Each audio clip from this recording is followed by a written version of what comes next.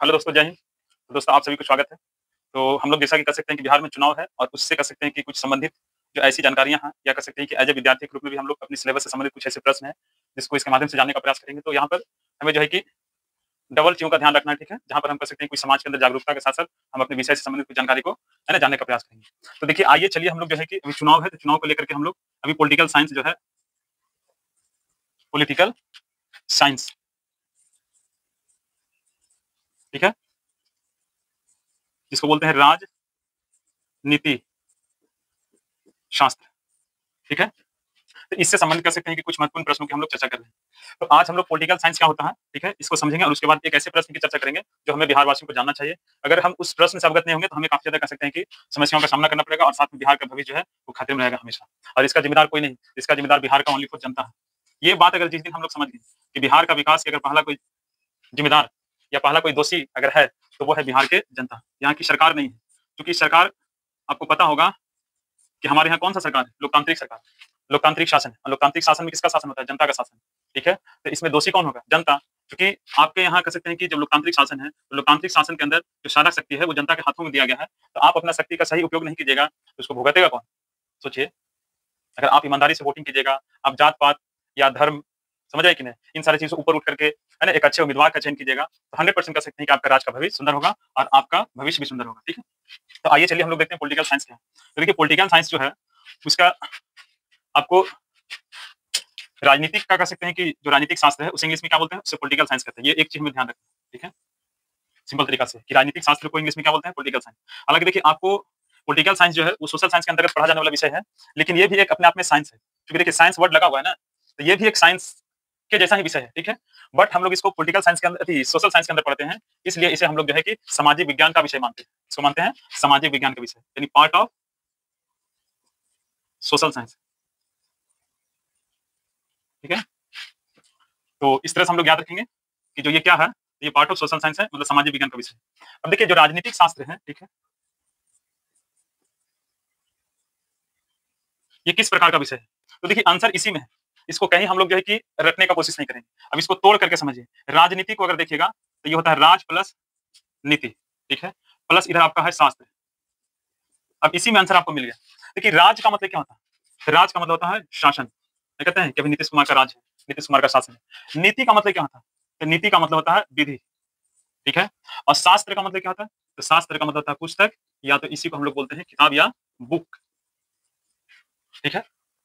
तो अगर राजनीतिक शास्त्र का मतलब अगर समझा जाए तो इसी में इसका राजनीतिक शास्त्र का जो है मतलब छुपा हुआ है। तो राजनीतिक शास्त्र क्या है? तो राजनीतिक शास्त्र एक ऐसी पुस्तक है जिसमें हम शासन की जो विधि है, किसी भी देश या राज्य, ठीक है? साथ में कह सकते हैं कि दुनिया में भी किस प्रकार के शासन कहाँ पे कैसे क्या है, ठीक है? तो इन सारे कह सकते हैं कि जो चीज़ों की जो जानकारी है, जिस पुस्तक से हम लोग प्राप्त करते हैं, उसे कहा जाता है राजनीतिक शास्त्र। तो आप सिंपल इसको डेफिनेशन लगाइए, इसको कहीं जाकर के रटने की ज़रूरत नहीं है। तो आप कह सकते हैं कि सामाजिक विज्ञान का वह विषय या पुस्तक जिसके अंतर्गत हम शासन की विधि, किसी भी देश, राज्य या क्षेत्र की शासन की विधि के बारे में क्या करते हैं? अध्ययन करते हैं, उसे कहा गया राजनीतिक शास्त्र। अगर अब यहाँ पर एक सबसे इंपॉर्टेंट जानकारी आता है कि हमारे देश का जो राजनीतिक शास्त्र है, ठीक है? इसमें से सबसे बड़ा शास्त्र कौन है? तो सबसे बड़ा शास्त्र है संविधान।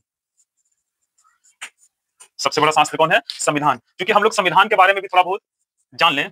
संविधान को अगर देखा जाए तो संविधान की भी क्या है? तो संविधान भी एक प्रकार की किताब है, एक पुस्तक है, ठीक है? ये कैसी पुस्तक है? तो ये विधि की पुस्तक है। अगर आपसे पूछा जाए कि संविधान जो है वो कैसी पुस्तक है? तो ये विधि की पुस्तक है और इसी पुस्तक की विधि के अनुसार हमारे देश की शासन को क्या है? चलाया जाता है। हमारा देश ही नहीं, हर एक देश का अपना-अपना संविधान है और हर एक देश का शासन जो है उस देश के संविधान के अनुसार चलाया जाता है। तो हमारे देश का अपना जो संविधान है उसे भारतीय संविधान कहते हैं। जो ब्रिटेन का संविधान रहेगा उसको ब्रिटेन का संविधान, अमेरिका का संविधान को अमेरिकी संविधान। तो हर एक देश जो है वो अपने देश को अच्छे से कह सकते हैं कि चलाने के लिए अपने देश के अंदर कह सकते हैं कि एक विधि की पुस्तक को क्या है बनाया है और उसके अनुसार देश के शासन को क्या है चलाया जाता है। तो आप समझ सकते हैं कि जो हम लोग आजकल रटते हैं, तो रटने से कोई फायदा नहीं और मेरा उद्देश्य रहेगा रटना नहीं, आपको इस तरह समझना है कि जीवन भर आपको क्लियर हो जाए। तो संविधान क्या है? तो संविधान एक प्रकार की क्या है? पुस्तक है और ये कैसी पुस्तक है? विधि की पुस्तक है, जिसका पालन जो है सरकार प्लस नागरिक दोनों को करना है। ये एक ऐसी विधि की पुस्तक है जिसका पालन सरकार और नागरिक दोनों को करना है और इसी पुस्तक के अनुसार हमारे देश के शासन को चलाया जाता है, ठीक है? तो हमारे देश की शासन की अगर पुस्तक की बात किया जाए मेरे भाई, तो मेरे देश के शासन की पुस्तक का नाम है संविधान। क्या नाम है? संविधान। तो इतना बात आपको क्लियर होगा और मैं आपको वादे के साथ कहता हूं कि अगर आप ध्यान से इसको सुनने और समझने का प्रयास करेंगे तो आपको इसको रटने की जरूरत नहीं होगा। इसी में इसका आंसर छुपा हुआ है। तो सबसे पहला एज ए विद्यार्थी के रूप में हम लोग को ध्यान रखना है कि राजनीति शास्त्र को इंग्लिश में क्या बोलते हैं, पॉलिटिकल साइंस। पॉलिटिकल साइंस का पार्ट है तो सोशल साइंस का, हालांकि पॉलिटिकल साइंस भी अपने आप में एक साइंस है, क्योंकि साइंस वर्ड लगा हुआ है, तो ये भी क्या है, एक साइंस के ही रूप में है, ठीक है। लेकिन हम इसे पॉलिटिकल यानी सोशल साइंस के अंतर्गत पढ़ते हैं, तो इसे हम कहेंगे पार्ट ऑफ सोशल साइंस, ठीक है।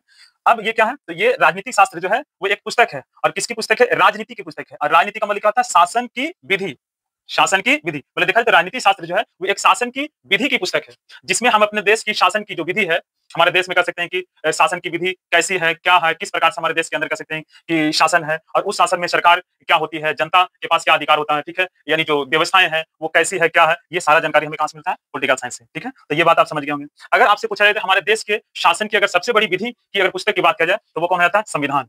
कौन है, संविधान। अब संविधान क्या है, तो संविधान भी एक पुस्तक है, लेकिन कैसी पुस्तक है, विधि की पुस्तक है, और इस पुस्तक के अनुसार हमारे देश के शासन को चलाया जाता है, और ये ऐसी पुस्तक है जिसका पालन सरकार और नागरिक दोनों को करना होता है, ठीक है। अब यहाँ पर एक थोड़ा सा और समझिएगा कि देखिए संविधान के अगर पिता की बात किया जाए, father of Indian constitution, Indian constitution, ठीक है। तो भारत के संविधान की जो एक जनक है या पिता है वो किसे कहा जाता है, तो कहा जाता है डॉक्टर भीमराव अंबेडकर को, डॉक्टर भीमराव अंबेडकर। अब यहाँ पर देखिए, आप यहाँ पर जैसे कुछ एक कर सकते हैं कि समाज में, देश में थोड़ा सा एक ऐसी बातें मतलब देखने के लिए मिलता है कि संविधान जो है डॉक्टर भीमराव अंबेडकर के द्वारा जो है तैयार किया गया। लेकिन हम लोग पॉलिटिकल साइंस के अंदर ये भी पढ़े हैं कि संविधान जो है, हमारे देश के संविधान जो है वो संविधान सभा के द्वारा तैयार किया गया। देश में संविधान को तैयार करने के लिए एक सभा का गठन किया गया था, जिसे संविधान सभा कहा गया, और इसमें कई मेंबर थे। आपको 299 मेंबर की भी बात की जाती है, और ये सभी मिल करके देश के संविधान को जो है बनाने का काम किए। लेकिन उसके बाद भी कह सकते हैं कि डॉक्टर भीमराव अंबेडकर को संविधान का पिता क्यों कहा गया, क्योंकि डॉक्टर भीमराव, देखिए पिता किसी को क्यों कहा जाता है, क्योंकि अगर देखा जाए तो जैसे कोई एक बच्चा है, तो बच्चा डायरेक्ट किसी एक व्यक्ति से नहीं आ जाता है। आप थोड़ा सोचिए, देखिए आजकल देश में थोड़ा सा एक बड़ी ज्यादा जो है कि मोटमाथा वाला हालात हो गया है। जैसे देखिए, अब ठीक है, अगर जैसे कोई एक बच्चा है तो बचवा डायरेक्ट नहीं ना आ गया, इसमें इसका पिता प्लस माता और भी कह सकते हैं कि घर के परिवार, ये सबका योगदान होता है, ठीक है। तो तब जाकर के ये बच्चा का क्या होता है, विकास होता है। जन्म में कह सकते हैं कि केवल माता पिता का योगदान होता है, लेकिन विकास में कह सकते हैं कि इसका परिवार, इसका वातावरण, सबका कह सकते हैं कि योगदान होता है, ठीक है।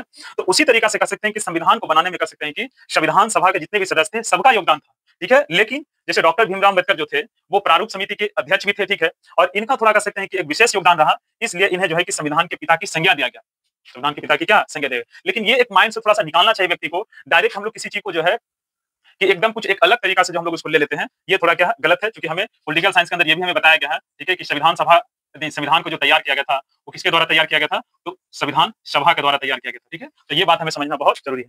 अब थोड़ा सा एक बात और समझते हैं कि देखिए संविधान क्या है। संविधान संविधान हम लोग रटते हैं, लेकिन रट रट के हम लोग चले जाते हैं। देखिए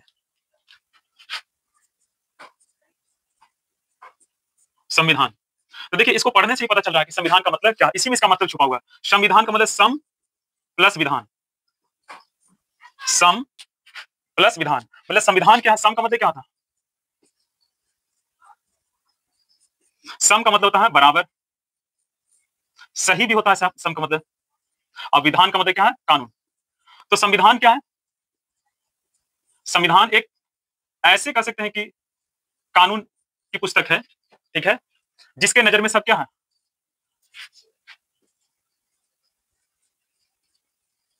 संविधान जो है वो एक ऐसे कानून है जिसके नजर में सब क्या है, बराबर है, सब क्या है, बराबर है। तो एक ऐसा विधान, एक ऐसा कानून जिसके नजर में सब बराबर होते हैं, चाहे किसी भी जाति धर्म से बिलोंग करते हैं, किसी भी क्षेत्र से बिलोंग करते हैं। अगर उस देश का संविधान है तो उस देश के संविधान में, संविधान ये कहता है कि हमारे नजर में सब क्या है, बराबर है। हमारे सामने कह सकते हैं न कोई बड़ा है, न कोई छोटा है, न कोई गरीब है, न कोई अमीर है, न कोई फलाने जाति का है, हमारे लिए सब क्या है, एक समान है।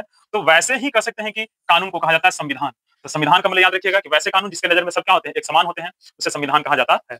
तो इस बात को हमें थोड़ा ध्यान रखना है, और यहाँ से कह सकते हैं कि जो जानकारी शेयर किया गया है, तो इन जानकारियों को थोड़ा सा आपको समझना है, और कैसा लगा है आप कमेंट करके बता सकते हैं। तो इसी तरीका से कह सकते हैं कि हम लोग अभी चुनाव के साथ साथ कह सकते हैं कि हम अपने विषय को भी कह सकते हैं कि ध्यान में रखेंगे, और साथ में कह सकते हैं कि लोगों के अंदर भी थोड़ा सा एक सकारात्मक और कह सकते हैं कि एक सही चीजों को जानने में थोड़ा क्या करेंगे, मदद करेंगे। तो फिर मिलते हैं अगले नेक्स्ट वीडियो में, तब तक के लिए जय हिंद।